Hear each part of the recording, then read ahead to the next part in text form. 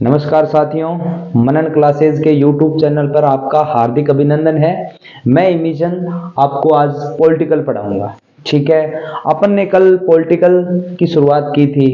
ठीक है, अभी पॉलिटिकल में अपन ने सबसे पहले मूल अधिकार उठाए थे और मूल अधिकार में अपन ने जो पढ़ा था उसको एक बार मैं रिपीट मार देता हूँ, जल्दी जल्दी रिपीट मार दूं ताकि थाने भी याद आ जाए जो काल पढ़ायो और मैंने भी याद है, थोड़ी ताजा हो जाए। ठीक है, अपन ने कल पढ़ा था भी मूल अधिकार है जो भारत ने कहां से लिए, यूएसए से लिए। ठीक है सर, और मूल अधिकार है इसकी सबसे पहले मांग भारत में किसने की, बाल गंगाधर तिलक ने स्वराज बिल में की थी 1895 के अंदर। ठीक है, ये भी बात समझ आएगी। मूल अधिकार भारत के संविधान, भारतीय संविधान के भाग 3 में है, अनुच्छेद 12 से 35 तक है। ठीक है, मूल अधिकार को सुप्रीम कोर्ट और हाई कोर्ट का संरक्षण प्राप्त है भी। ठीक है, ये थोड़ी सी नई बात है। और मूल अधिकार है जो वाद योग्य है। ठीक है, और अपन ने पढ़ा था मूल अधिकार है वो अपने खुद के है, fundamental of right, fundamental right, ये अपने खुद के अधिकार है हमारे को गरिमापूर्ण जीवन जीने के, हमारे लिए जो हम अपने जीवन को अच्छे से जी सकते हैं, इसलिए हमारे को संविधान ने मूल अधिकार दिए हैं।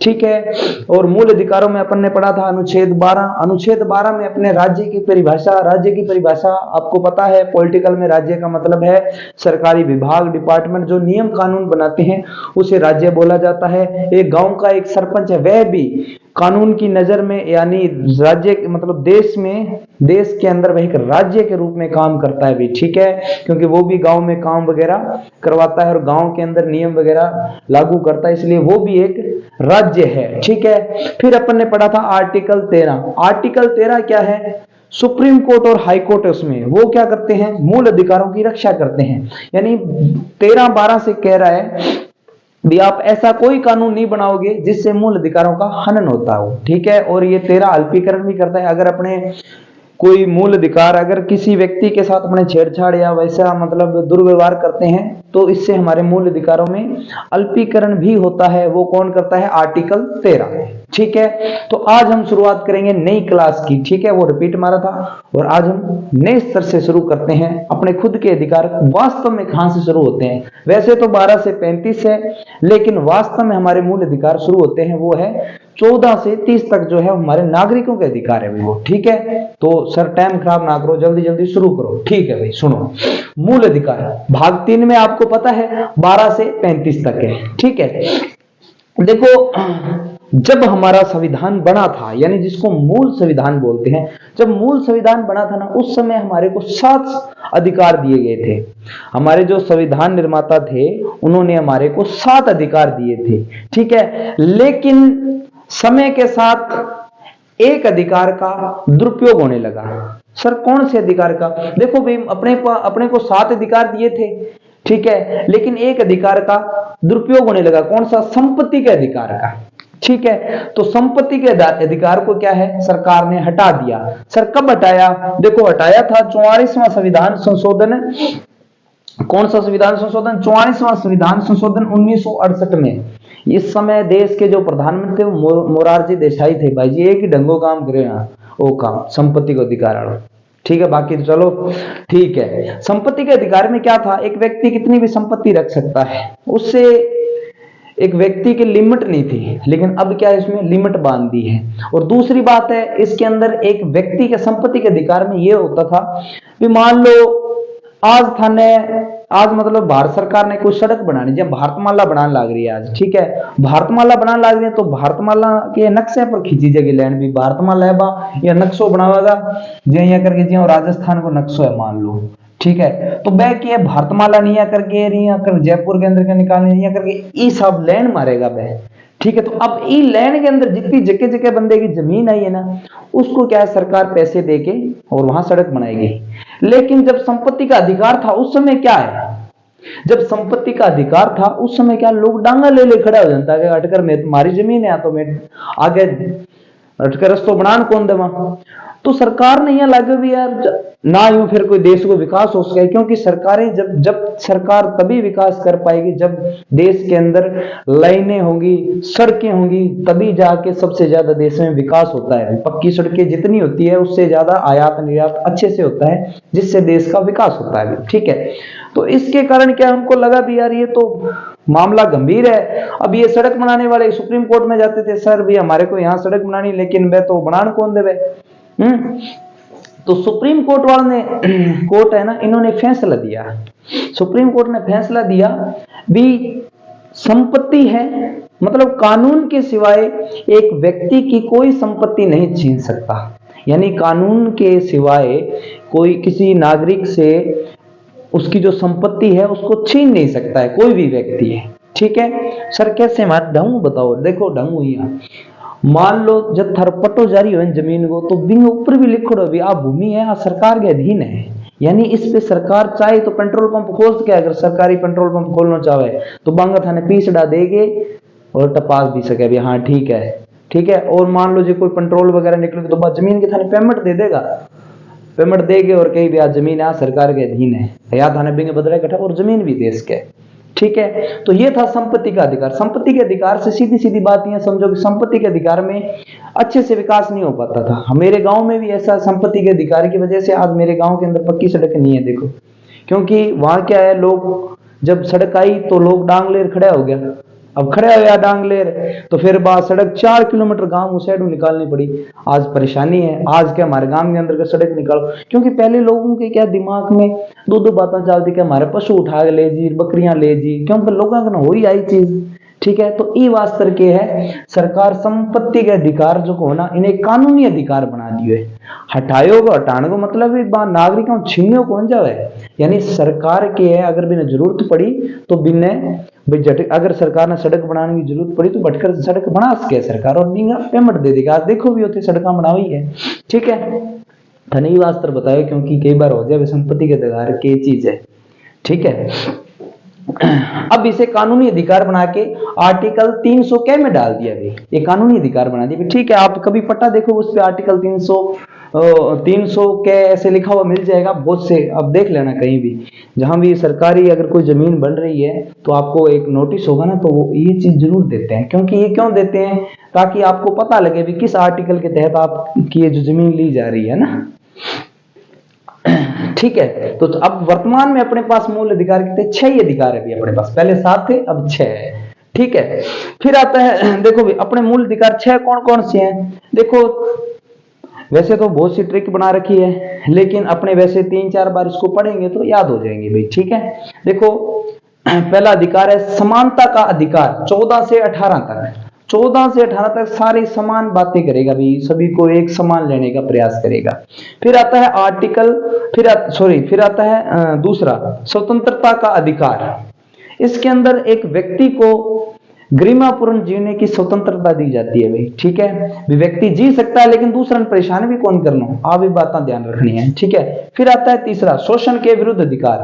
मान लो अपने देश के अंदर मतलब आजकल अभी भी चलती आ रही है, ठीक है, पुराने टाइम वो भी चलती आ रही, क्योंकि शोषण तो आज भी है काल भी हो, तो बी पर भी रोक लगे। हाँ लोग करे जरूर करे, लेकिन अगर कानून के सीध में आ जाए ध्यान हुआ, लेकिन फिर भी चले वाह ठीक है, ध्यान लाग जाएगो तो जेल में डाल देगा। ठीक है, धार्मिक स्वतंत्रता, आप कोई भी धर्म को अपना सकते हो। सांस्कृतिक एवं शिक्षा, आपकी क्या संस्कृति है, पुराने जो मान लो जो संस्कृति है, संस्कृति मतलब जहाँ थे शिव जी ने पूजो तो पूज सको भाई। शिक्षा यानी आप जहां से भी शिक्षा लेने चाहते हो वहां शिक्षा ले सकते हो। ठीक है, फिर है संवैधानिक उपचारों का अधिकार। ये संवैधानिक उपचार है, ये क्या होते हैं, ये सुप्रीम कोर्ट और हाई कोर्ट के लिए हैं भी। ठीक है, अगर इसमें कोई दिक्कत आई तो यहाँ पे सुप्रीम कोर्ट और हाई कोर्ट दोनों क्या है इसकी रक्षा करेंगे। 13 और 32 ये दोनों क्या है रक्षा करते हैं भाई। ठीक है, तो आओ हम एक एक करके अपने मूल अधिकार पढ़ना शुरू करते हैं भाई। ठीक है, देखो पहला है समानता का अधिकार। पहला है समानता का अधिकार। समानता के अधिकार में क्या है, सभी को मतलब संविधान है वो सभी को एक समान करने की बात करेगा, यानी सभी को एक नजर से देखने की बात करेगा। आप कभी भी कोर्ट जाओ या कभी देखा होगा, पिक्चरें देखी होगी आपने, उसके अंदर एक कोर्ट के अंदर एक महिला खड़ी होती है और उसके आंखों पे पट्टी बंधी होती है। ठीक है, और तराजू होता है, तराजू के दोनों पलड़े होते हैं वो एक समान होते हैं। तो कहने का मतलब है कि वो दर्शा रहा है भी मेरे आंखों पे पट्टी बंधी हुई है। ठीक है, और आप मतलब सिद्ध करो, मतलब आप चाहे झूठे हो चाहे सच्चे हो, अगर आपने अपराध किया है, अगर आपने अपराध नहीं किया है तो आप सिद्ध करो, सिद्ध कर दो और आप यहां से जा सकते हो। मुझे कुछ भी नहीं पता, आप सबूत लेके आओ, कैसे करके यहां सिद्ध कर दो कि मेरे आंखों पे तो पट्टी है, मेरे लिए तो दोनों एक समान है, यानी सभी मेरे लिए एक समान है। ठीक है, बात आई समझ में? गुरुजी बहुत बढ़िया बात आ गई हमारे तो समझ। देखो भाई समानता का अधिकार 14 से 18 तक है भाई। ठीक है, तो अपने पढ़ते हैं आर्टिकल 14 यानी अनुच्छेद 14। अनुच्छेद 14 में क्या है देखो, विधि के समक्ष समानता, और दूसरी बात क्या कह रहा है, विधि के समान संरक्षण। देखो विधि के समक्ष समता, ये जो लाइन है ये तो ब्रिटेन से उठाई हुई है, और विधि के समान संरक्षण ये यूएसए से लिए। सब दोनों में अंतर क्या है, मैंने कोई थोड़ा सा बताओ, अच्छा बताओ। देखो सुनो, विधि के समान संरक्षण, विधि बोलते हैं कानून। ठीक है, यानी कानून के नजर में सभी एक समान। पहली बात तो ये कर रहा है, दूसरी बात कह रहा है विधि के समान संरक्षण, कानून के समान संरक्षण, जैसा अपराध करता है उसे वैसी सजा। ठीक है सर, और अच्छा सुन, देखो विधि के समान, विधि के समक्ष समानता, इसमें देखो भी मान लो अगर कोई व्यक्ति अपराध करता है, चाहे वो 5 साल का है, चाहे 10 साल का है, चाहे 50 साल का है, अगर उस अपराध की सजा फांसी है तो ऐसा नहीं देखा जाएगा भी 5 साल का है, 10 साल का है, 18 साल का है, नहीं, फांसी की सजा दी जाएगी। अगर चाहे वो 5 साल का बंदा है, चाहे 20 साल का है, तो यानी कानून के नजर में सभी एक समान है। लेकिन भारत के अंदर ये मात्र 20% लागू है। आरएस में पूछा प्रश्न, भारत में मात्र 20% लागू है भैया। ठीक है, और दूसरी बात क्या कह रहा है, विधि के समान संरक्षण। विधि के समान संरक्षण का मतलब होता है भी सभी को आप एक नजर से नहीं देख सकते। सरकियां देखो एक नजर से ऐसे नहीं देख सकते। एक 5 साल का बच्चा मान लो कोई चीज मारता है किसी के, यार उस व्यक्ति की मृत्यु हो जाती है, और एक 20 साल का बच्चा, कोई 20 साल का व्यक्ति किसी के मान लो कोई चीज मारता है, उसकी मृत्यु होती है। तो अब क्या दोनों एक समान? नहीं, क्योंकि 5 साल का बच्चा अबोध बालक है, उसे पता ही नहीं उसने क्या किया है, उसने कोई चीज फेंकी और वो सीध में आ गया, जाता रहा। लेकिन 20 साल का बच्चा, जो 20 साल का बच्चा नहीं, 20 साल का व्यक्ति है, जो नागरिक है, वो तो एकदम समझदार होता है ना। तो 20 साल का जो व्यक्ति, उसको तो सजा मिलेगी उसके हिसाब से, क्योंकि वो समझदार था, क्यों मारी उसके। लेकिन 5 साल के बच्चे को थोड़ी वो फांसी की सजा दी जाएगी। तो ये कह रहा है भी जैसा व्यक्ति, जैसी कैटेगरी, उसे वैसी ही सजा मिलनी चाहिए। उसको उम्र के हिसाब से, कैटेगरी के हिसाब से, सब चीजों में नाप तोल के फिर उसको सजा देनी चाहिए। सर कोई उदाहरण बताओ बढ़िया सो। आपको मैं एक उदाहरण बताता हूं महाभारत का। महाभारत में क्या है, अपने राजा बनाना होता है। महाभारत में जब बातें चल रही थी भी अपने राजा बनाए, किसको राजा बनाए, किसको राजा बनाए, तो बातें चल रही थी भी दुर्योधन को राजा बनाए या युधिष्ठिर को राजा बनाए। तो सारे बैठे सभा के अंदर आराम से बैठे प्रयास कर रहे थे, मतलब सोच रहे थे भी यार दोनों में से अब दोनों ही बड़े हैं। वो पांडु का बड़ा पुत्र है, ये धृतराष्ट्र का बड़ा पुत्र है, लेकिन वैसे तो युधिष्ठिर योग्य है। लेकिन दुर्योधन तो भाई जी जिद्दी हो, वो तो क्या मैंने बनाओ। युधिष्ठिर भी, अब आपको पता है राजनीति की यही चीजें होती है। तो बैठे थे सभा के अंदर, इतने में एक केस आया। केस में क्या थे, एक पहले 4 ही जातियां होती थी, एक ब्राह्मण, एक व्यक्ति ब्राह्मण था, उसमें एक वैश्य था, एक शूद्र था और एक क्षत्रिय था। चारों आते और चारों ने एक ही अपराध किया है। इन चारों ने एक ही अपराध किया और चारों आते हैं और वहां पेश होते हैं। तो वहां बड़े बड़े जो बैठे थे उन्होंने बोला भाई चलो आज अपने पता ही कर लेंगे भी कौन राजा योग्य बनने के लायक है, देखते हैं भी। तो पहले युधिष्ठिर को, दुर्योधन को पूछा भी बता भी ये चारों क्या है, अलग अलग जाति से, क्योंकि पहले 4 ही जातियां थी और अपराध इन्होंने एक ही किया है, बताओ इसको सजा क्या दे। दुर्योधन के सारा सजा मार पर बांट दो, पर ने फेंकवाने, ठीक है, सारा ने फांसी दे दो, कोई मतलब को नहीं। तो ये तो दुर्योधन ने बोला सीधा। फिर युधिष्ठिर को पूछा भाई हाँ भाई आप बताओ अपना फैसला।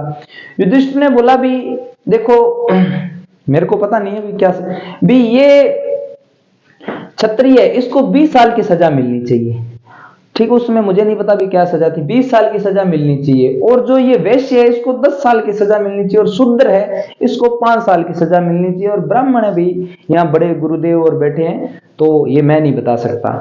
तो फिर पूछा भी इनको अलग अलग क्यों सजा, अपराध तो लाके इन्होंने एक ही किया है, लेकिन सजा इनको अलग अलग कैसे भाई बताओ। उन्होंने बोला भी देखो अगर क्षत्रिय ये समझदार व्यक्ति है, मतलब ये समझदार बंदा, ये समाज की रक्षा करता है, अगर ये समाज को मारने लग जाए तो क्या होगा जनता का, बताओ, है ना। इसलिए मैं कह रहा हूं इसको 20 साल देनी चाहिए। फिर ये वैश्य है, ठीक है, ये क्षत्रिय की मतलब क्षत्रिय की तरह नहीं सोच सकता, उससे थोड़ा सा कम समझदार है, लेकिन इससे ज्यादा समझदार है, इसको पता है भी क्या है, क्या नुकसान किया है, इसलिए इसको 10 से 1 साल की सजा मिलनी चाहिए। और ये शुद्र है, इसको पता ही नहीं भी इसने क्या किया है, लेकिन इसको भी ये सजा मिलनी चाहिए, क्योंकि इसको भी थोड़ा आभास होना चाहिए, हाँ ऐसा करने पर ऐसा होता है ना। और ये ब्राह्मण भी उसने बताया नहीं उस समय क्या था और क्या नहीं था, ठीक है। तो इसलिए कहने का मतलब है सभी को एक दृष्टि से नहीं देखा, यानी 5 साल के बच्चे से अपराध नहीं होता है, वो उनसे कोई भूल चूक में हो जाता है, ठीक है। 20 साल का व्यक्ति अपराध कर सकता है क्योंकि वो समझदार होता है। इसलिए इसमें 2 बातें डाली है, क्या पहले तो कह रहे विधि के समान विधि के समक्ष समानता, यानी सभी को एक नजर से देखो, लेकिन ऐसा भारत में 20% यार, ये लाइन कहां से लिए, ब्रिटेन से लिए। दूसरी बात है विधि के समान संरक्षण, यानी कानून जैसा वो अपराध करेगा ना, तो उसे उसकी आयु, उसकी धर्म, जाति, सब चीजों को देख के उसको सजा दी जाएगी भाई। ये कहां से लिया गया था, यूएसए से लिया, यानी अमेरिका से लिया। यूएसए का मतलब होता है अमेरिका, अमेरिका से लिया गया भाई, ठीक है। अब इसमें एक अपवाद भी है 39 के सर, अपवाद के देखो, इसमें एक बात, सभी समान समान बातें कर रहे हैं, लेकिन अपवाद ये भी, अगर किसी व्यक्ति की आय मतलब 1 साल के अंदर वो 1 लाख से कम कमाता है ना, तो उसको ना सरकार फ्री वकील देगी केस लड़ने के लिए, ठीक है। ये इसका अपवाद है भी, थोड़ा ध्यान में रखना।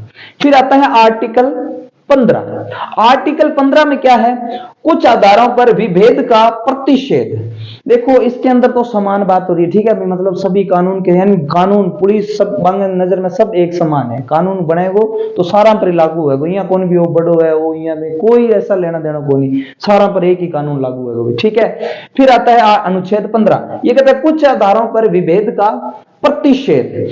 देखो भारत के अंदर होता भी रहा है और आज भी हो रहा है, वर्तमान में भी हो रहा है, क्योंकि ये चीजें समाप्त नहीं होती, पूर्णतः समाप्त नहीं होती, लेकिन धीरे धीरे समाप्त हो जाएगी, लेकिन धीरे धीरे समाप्त होगी, ठीक है। देखो 15(1) में क्या है, जाति, जन्म स्थान, मूल वंश, लिंग, राज्य, धर्म आदि के स्थान पर किसी व्यक्ति के साथ भेदभाव नहीं किया जाएगा। ये ऐसा नहीं भी तू तो कालियो है रे, तू तो कालो है, तू धोड़ो है, ठीक है। ये क्या हो गया, ये रंग के आधार पे है, क्या रंग, यहां मैं लिख देता हूं, यहां नहीं लिखा गया तो रंग के आधार पे भी भेदभाव। जाति में क्या है, तू तो ब्राह्मण है, तू तो शूद्र है, तू तो मेघवाल है, तू तो नायक बावरिया, बहुत जातियां, तू क्षत्रिय है, तू राजपूत है, ऐसे मतलब बहुत सी बातें हैं। उनके आधार पे भी अगर हाँ करते हैं, भेदभाव होता है, आज भी होता है, अगर करते हुए पकड़े गए तो आप पे कानूनी कार्रवाई होगी, अन्यथा तो करते ही हैं लोग, तो क्या दिक्कत है। राज्य ऐसा नहीं है भी तू बिहार से है, तू पश्चिम बंगाल से है, तू तो अपने दक्षिण भारत में जैसे तमिल से है, इस आधार पे भी भेदभाव नहीं किया जाएगा। फिर आता है धर्म, तो आपको पता ही है, हिंदू, मुस्लिम, सिख, ईसाई, है ना, इनके आधार पे भी भेदभाव नहीं किया जाएगा। मूल वंश, अब मूल वंश कहते यार तू तो मान लो अपने यहाँ मुगल है, तो मुगल आए थे तो उस समय मुगलों का साथ दिया था, कोई जाति है, तो मुगल वंश है, तो तू मारू दूर रहे, ठीक है। या तो तैमूर गो है, तैमूर अठे मारे काट मार करके गयो, ठीक है, तो मेरे तेरू मतलब बर्ताव कौन रखा, ऐसा नहीं करे, अगर पकड़े गए तो कानूनी कार्रवाई होगी भाई, ठीक है। तो इनके आधार पे क्या है, भेदभाव नहीं, और लिंग के आधार पे स्त्री पुरुष, इस आधार पे भी भेदभाव नहीं किया जाएगा भाई, ठीक है। फिर आता है 15(2), इसमें क्या, सार्वजनिक स्थान जैसे तालाब, बस स्टैंड है, रेलवे स्टेशन है, और स्नान मनोरंजन करने के स्थान है, पोषण है, दुकानें हैं, सिनेमा हॉल है, इनमें भी क्या, ऐसा नहीं है तू तो एसटी का है, तू एससी का है, तू ओबीसी का है, तू जन, ऐसे आधार पे भेदभाव नहीं किया जाएगा, अगर पकड़े गए तो पता ही आपको भाई, ठीक है। फिर आता है आर्टिकल 15(3), इसमें क्या है, एससी एसटी के बालकों के विशेष प्रावधान। इसी के अंदर क्या है, मान लो राज्य है, ये एक बात ध्यान रखना भाई, राज्य भेदभाव नहीं करता है, राज्य का मतलब ये भी कानून किसी चीज को नीचे नहीं गिरा रहा, वो क्या है, किसी चीज को ऊपर उठाने का प्रयास कर, सबको एक समान लाने का प्रयास करता है। और अपने क्या है, थोड़ा सा पुरानी सोच रखते हैं, तो ऐसे सोचते हैं भी यार ये ऐसा गलत हो रहा है, ऐसा गलत हो रहा है, क्योंकि अपने को पता नहीं है अभी इस चीज का भी। अपने क्या है, अपने अपने एरिया में रहते हैं। आप कभी अब बाहर जो घूमने जाओगे ना, जिस दिन पूरा भारत घूम लोगे, उस दिन आपको पता लगेगा भी आप दुनिया के सबसे अच्छे इंसान हैं। ठीक है, देखो 15(3) में क्या, SC ST, यानी SC ST वर्ग है, ये पिछड़ा वर्ग है एक तरह से। अब ठीक है पढ़ाई में ऊपर आ गया, लेकिन ये वास्तव में इसकी बात करूं तो पिछड़ा वर्ग है। इससे क्या है, यहाँ से लोग जो ज्यादा पढ़ते नहीं है, कृषि में लगे रहते हैं, अपने घर के काम में लगे रहते हैं। ठीक है, तो इसके कारण क्या, राज्य क्या है, एक विशेष इनके लिए कोई विशेष प्रावधान बना सकती है, कोई विशेष कानून या बने ऊपर उठाने वास्ते के कोई विशेष नियम बना सके, जैसे भामाशाह योजना है, तो वो इसी के तहत है भाई। ठीक है फिर देखो 15(4) में, इसमें सामाजिक दृष्टि से पिछड़े वर्गों को उठाना, यानी सामाजिक दृष्टि से, यानी समाज के अंदर उनके लिए कोई अलग अलग योजना वगैरह लागू करना, उससे क्या है, उसको थोड़ा ऊपर उठाना। ठीक है, और भी इसमें 15(2) के अंदर ध्यान रखना भी, जो ऊपर मैंने बताया था, जाति, स्थान, मूलवंश, लिंग, राज्य, धर्म आदि, इनके स्थान पर भी यहाँ भेदभाव नहीं किया जाएगा। जैसे तालाब के अंदर पानी पीने जाते थे, जैसे स्विमिंग पूल है, यहाँ सभी लोग नहाते थे, ऐसा नहीं है तू नहीं नहाएगा, ऐसा ना। और जैसे दुकान है, पोषण की दुकान है, मनोरंजन जैसा स्टेडियम, क्रिकेट वगैरह में जाते हैं, तो वहां ऐसा नहीं कि शिक्षा, जाति, मूल, स्थान, इन जो ऊपर लिखे ना मैंने 4-5 बातें, इनके आधार पे भेदभाव नहीं किया जाएगा भाई। ठीक है, फिर देखो नेक्स्ट, सिर्फ समझा रहा हूं, और जो बातें यहाँ नहीं लिखी गई है या नहीं आई है, वो PDF में मिल जाएगी आपको। ठीक है, कोई चीज छूटेगी नहीं। बड़े बड़े लेवल, ये बड़ा लेवल ही है, ऐसे ही समझ लो। SSC GD के अंदर अगर कोई क्वेश्चन उठेगा तो इससे बाहर नहीं जाने वाला। ठीक है, फिर देखो आर्टिकल 16 में क्या है, लोक नियोजन व सरकारी नौकरियों में समान अवसर। लोक नियोजन होता है सरकारी नौकरी, सरकारी नौकरी के अंदर किसी के साथ भेदभाव नहीं किया जाएगा भाई। ठीक है, ऐसा नहीं है भाई, यहाँ बात कर रहा है 16 भी, किसी के साथ भेदभाव नहीं, सभी को एक दृष्टि से, यानी 100 नंबर का एग्जाम है, उसमें से अगर मान लो SSC GD का एग्जाम है मान लो, ठीक है, तो 100 नंबर का एग्जाम है। ठीक है, और 100 में से जिसने 50 नंबर ले लिए वो पास हो जाएंगे। तो सभी को, मतलब ये नहीं भी OBC जनरल ऐसा कुछ नहीं होगा। ठीक है, सभी एक समान देखेगी, कौन, सरकार। लेकिन इसके अंदर एक अपवाद है, 16 अपने 4 इसमें क्या है, अपवाद है। अपवाद क्या है, आरक्षण दिया गया है। अब आरक्षण की बात आती, लड़ मरे लोग, क्या माने आरक्षण दियो कौन। देखो आजकल लगभग सभी को आरक्षण दिया हुआ है, कोई बड़ी बात नहीं है। ठीक है, आरक्षण में क्या होता है, आरक्षण का मतलब होता है किसी पिछड़े वर्ग को ऊपर उठाना। ऊपर उठाने का मतलब ये नहीं है भी जो ऊपर है उससे भी ऊपर उठाना, नहीं, ऐसा कुछ नहीं होता। जो ऊपर है उसके बरोबर लेना। हमारी जो सरकार है या जो भी हमारे नियम कानून बनाते हैं, ये सभी चीजें देखते हैं भी। अभी सब चीजों को ध्यान में रखकर कोई कानून बनाए जाते हैं। सर मानो सही समझाओ क्या चीज है, देखो समझाऊं ध्यान में। देखो आरक्षण को मतलब, आरक्षण उन्हें ही मिलता है जो वर्ग पिछड़ा हो। सरकार बोल रही आप नियंत्रण ऊपर बढ़ते रहो, आप नियंत्रण ऊपर बढ़ते रहो, हम रोकने वाले नहीं है, हम रोकने वाले नहीं है, लेकिन जो पीछे रहेंगे ना, जो पीछे रह गए उनको ऊपर उठाने का, इसके बरोबर लेने का प्रयास करती है सरकार, न कि इससे ऊपर उठाने का प्रयास करती है किसी। आरक्षण जिस दिन सभी एक बरोबर हो जाएंगे उस दिन आरक्षण भी समाप्त हो जाएगा। आरक्षण देखो भाई 3 चीजों के आधार पे, वैसे आरक्षण है वो जातीय आधार पे है, धर्म पर आरक्षण नहीं दिया जाएगा, ध्यान रखना। धर्म, किसी धर्म को आरक्षण नहीं दिया जाता, आरक्षण है वो जाति को दिया जाता है। जैसे मैं हिंदू हूं तो हिंदू में जो मेरी जात SC OBC में SC OBC ST इनमें आऊंगा तो इनको आरक्षण दिया जाएगा, ना कि धर्म को। हिंदू, मुस्लिम, सिख, ईसाई इनको कोई आरक्षण नहीं। इसके अंदर जो जातियां बंटी हुई उनको आरक्षण है भी। तो भारत के अंदर जो आरक्षण है वो जातिगत आरक्षण है भी। ठीक है, जाति, स्थान और लिंग इनके आधार पर आरक्षण दिया जाता है। सर स्थान कैसे, जैसे अपने कोटा बूंदी है या छत्तीसगढ़ का जो बेल्ट है, छत्तीसगढ़ के बेल्ट में क्या है, आज भी लोग अनपढ़ है, पिछड़ा हुआ वर्ग है, तो उस बेल्ट के अंदर क्या है, एक विशेष निकाल देंगे। छत्तीसगढ़ के अंदर ये जो जिले हैं, इन जिले के अगर कोई व्यक्ति या कोई महिला या कोई फॉर्म भरता है तो उनको विशेष छूट देते हैं। आरक्षण का मतलब होता है छूट देना, अंकों में छूट देना। यानी 100 नंबर का एग्जाम है, उसमें से 50 नंबर जर्नल वाले ले आएंगे 40 नंबर, ओबीसी वाले, ऐसे करते करते उनको कैटेगरियों में बांट दिया। ठीक है, वो कैटेगरियों में बांटने का मतलब किसी को ऊपर या ऐसा कुछ नहीं है, वो क्या है, सभी को एक समान लाने का प्रयास करना। ठीक है, क्योंकि एससी एसटी वर्ग ये पिछड़ा वर्ग है।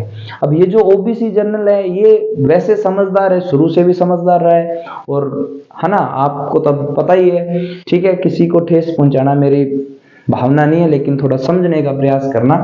जो एस ओबीसी जनरल है ये वैसे ही शुरू से ही समझदार थे, लेकिन एससी एसटी है, ये जो वर्ग है ये वास्तविकता में किसान, इनका मतलब पशुपालन करना यही काम रहा है। तो वहां से उठकर उनको शिक्षा से जोड़ना, ताकि वो शिक्षा से जुड़ेंगे तो समझदार होंगे, उसके कारण इसको आरक्षण दिया जाता है। ठीक है, और भारत के अंदर आरक्षण जातिगत है भी, ये भी बात ध्यान रखना। ठीक है, और मैं अभी आपको 18 आगे करवाता हूं, अभी ये थोड़ा मिनट हो गया 18, और एक बार आप स्क्रीनशॉट अगर लेना चाहो तो ले सकते हो, देखो।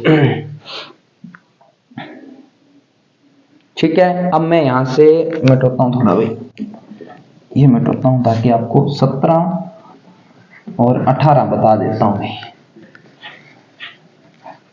ठीक है, वो ट्रिक थी भाई, समानता के अधिकार को याद करने की ट्रिक है, और ट्रिक मैं आपको बता देता हूं। ठीक है, आर्टिकल 17 यानी खतरा, 17 यानी खतरा। आर्टिकल 17 क्या है, इसके अंदर है असमंजसता का अंत। असमंजसता का अंत, असमंजसता का अंत का मतलब है छुआछूत समाप्त कर देना, छुआछूत को बिल्कुल ही समाप्त कर देना।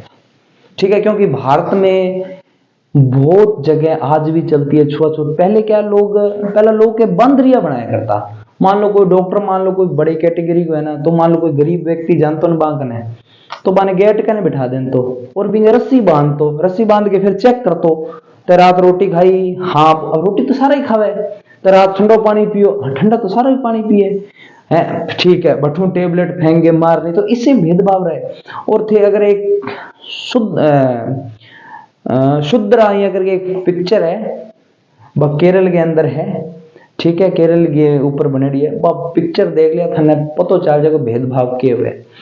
केरल राज्य है, इनके अंदर के है महिलाओं सागे इतो अत्याचार हो कि महिलाओं ने स्तन ढकनगी, अगर स्तन ढकती ना महिलाओं तो बाने टैक्स देना पड़ता, और हद तो हद तक होगी, अगर जिसके स्तन बड़े हैं या जिसके स्तन मान लो जिसके जितने बड़े होंगे उसको कम टैक्स देना पड़ेगा, जिसके जितने छोटे उनको जो टैक्स है वो ज्यादा देना पड़ेगा। तो ऐसी ऐसी भाव थी, और मतलब लोगों के पीछे झाड़ू बांधना, यहाँ ये सब थी, पर ये सब चीजें इतनी अब तो अपने कुछ नहीं लग रहा है, क्योंकि अपने को 2 टाइम की रोटी मिलती है अच्छी, इसलिए अपने को उन चीजों पर ध्यान ही नहीं जाता, उन चीजों पे। ठीक है, तो उस चीजों को देखते हुए हमारे संविधान निर्माता है, उन्होंने आर्टिकल 17 बनाया। इसके अंदर असमंजसता का अंत क्या है भाई, असमंजसता का अंत। असमंजसता के अंत में क्या है भाई, किसी के साथ छुआछूत नहीं की जाएगी भी। कोई भी व्यक्ति है अगर छुआछूत करता हुआ मिला, अगर कोई भी व्यक्ति छुआछूत करता हुआ मिला, तो उसके साथ सरकार दुर्व्यवहार ही करेगी भी, ध्यान रखना। ठीक है, इसके लिए क्या है, एक अधिनियम बनाया था 1955 में, क्या है, एक अधिनियम बना दिया था और इसको प्रभावित कर दिया। अगर कोई छुआछूत करता हुआ पकड़ा गया तो उस पर कानूनी कार्रवाई हो सकती है भी, ध्यान रखना। तो इसके अंदर छुआछूत, असमंजसता का अंत, आर्टिकल 17, ये बात ध्यान रखना। ठीक है, बाकी 2-4 कानून है जो भी है वो मैं बाद में आपको लिखवा दूंगा। ठीक है, फिर आता है आर्टिकल 18। आर्टिकल 18 के अंदर क्या है, उपाधियों का अंत,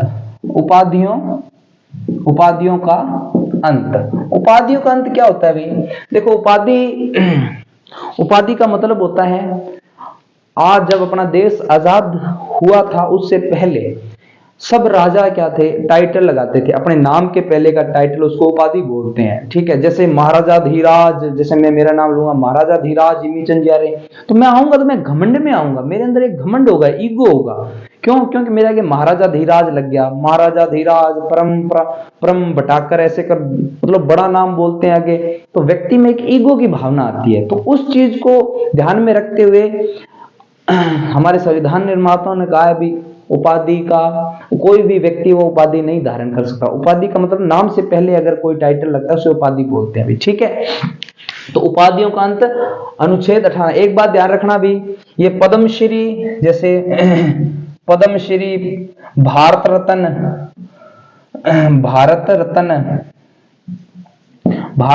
पद्मश्री, पद्म विभूषण, ये क्या है भाई?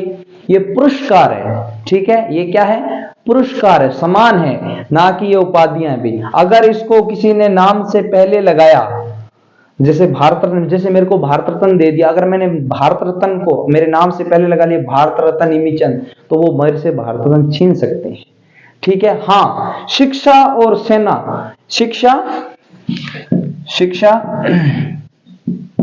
और सेना, ये दो है भी, उपाधि लगा सकते हैं भी। ये अपने नाम के आगे उपाधि लगा सकते हैं, जैसे डॉक्टर हो गया ना, प्रोफेसर हो गया, और सेना के अंदर जैसे जनरल हो गया है ना, जनरल सूर्यदेव, जैसे होता है ना वो मेजर कुलदीप सिंह। तो इस प्रकार से आप क्या है उपाधियां लगा सकते हो नाम के आगे, शिक्षा और सेना के अंदर, ठीक है।